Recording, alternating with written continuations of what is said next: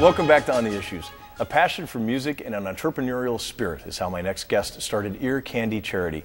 This local nonprofit organization brings music education to our community and provides young people with musical instruments at no cost. Nate Anderson is the founder and president of Ear Candy Charity. Welcome to the show. Thanks so much. Good to be here. Nate, where'd you get this idea? Well, I started out just being a fan of music. I'm not a musician myself, but I played it as a kid, and I knew how important it was. And, you know, I grew up in Ohio, and it's a very different educational system. And so when I got out to Arizona, I realized I wanted to use my entrepreneurial skills, coupled with my passion for music, to really do something good. And, you know, that's when I uncovered the great need for music education. Yeah. You know, and Arizona is literally dead last in per person educational funding. I believe that. And arts and music programs are typically the first to get cut. So, you know, I was like, who's doing anything about it? And I didn't see anyone doing anything to the degree that really needed to be done. Wow. So who have you teamed with in order to provide free musical instruments and other things? Well, all sorts of different partners. So, well, the first thing we do is supporting in-school music programs. The way we do that is by providing music instruments. And that's by running different instrument drives. So throughout the entire year of 2010, Phoenix Fire, all 57 of their fire stations are collecting instruments. Fantastic. So, yeah, it's great. So what's nice is So are you telling me, Nate, that somebody watching the show today could actually say, hey, I've got a musical instrument, I can drop it off to my local firehouse? Absolutely. Okay. And what's really cool about it is not only can they donate an instrument there, but we'll track the instrument. So, you know, if you have an old guitar, flute, whatever it may be, we'll actually let you know where it goes. That's great. And then, you know, we'll keep you posted on, you know, the progress of that instrument. And we revisit, wherever we place it, we revisit those programs at least annually to determine that the instrument is getting used and how it is getting used. Wow. Yeah. This year alone will impact over 10,000 kids in Phoenix with what we're doing. Incredible. So is this the only organization of its kind in the country, or give me some sort of relevant, you know, put it into perspective for me. So if you just Google music charity right now, will be the #2 thing that comes up nationally. You know, there's a couple other organizations out there that have some really cool programs and some really cool approaches, none of which are doing anything like we're doing. You know, that grassroots element of, you know, collecting instruments, tracking them, and really, you know, giving old instruments new life, no one's really doing that, at least on the level that we're accomplishing it. Well, and let's talk about, for example, our next guest.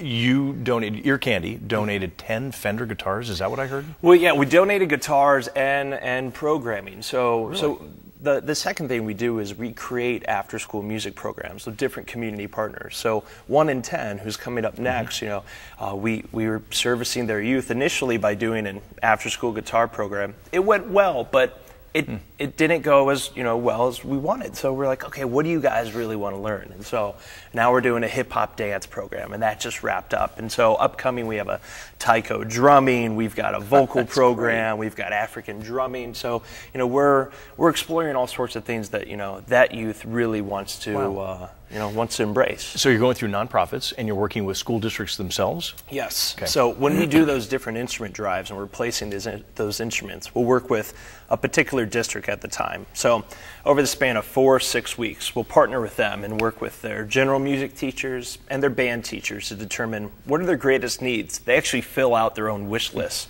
and give them to us. And then, you know, anything we're collecting during that time, we try, you know, the best that we can to fill those wish lists. So 95% of the instruments we get are from individual donors, but we do have other great relationships out there.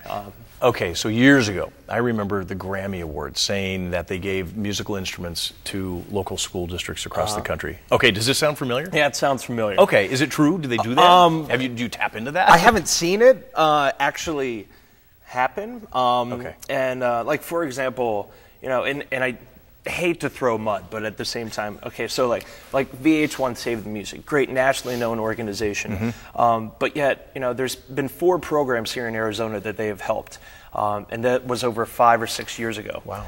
2 of those programs have the instruments that they received from them collecting dust, because there's no music program anymore, and they haven't heard back from VH1 since they initially got the instruments. So for 5 years, they're just sitting there. So So not to downplay, how great, a national partner like a Grammy or a VH1 can be, and the marketing muscle that comes with delivering that message. But, if it's an inefficient, not effective model, then it's really not that good. So how do you raise the money then to put all this on?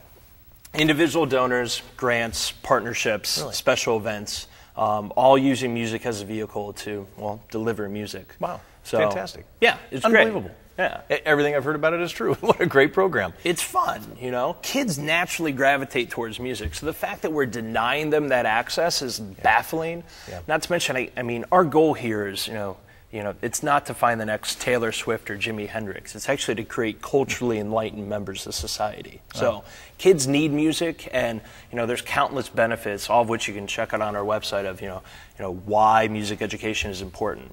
Keeps kids off the streets, heighten academic performance. Etc. Fantastic. Nate, thank you for sharing with us. I really appreciate it. We're out of time, but we're going to have you back on because I want an update. I want to find out where all the instruments are going because I'm loving that idea. Yeah. Coming up next, a local nonprofit helping kids discover themselves. Keep watching.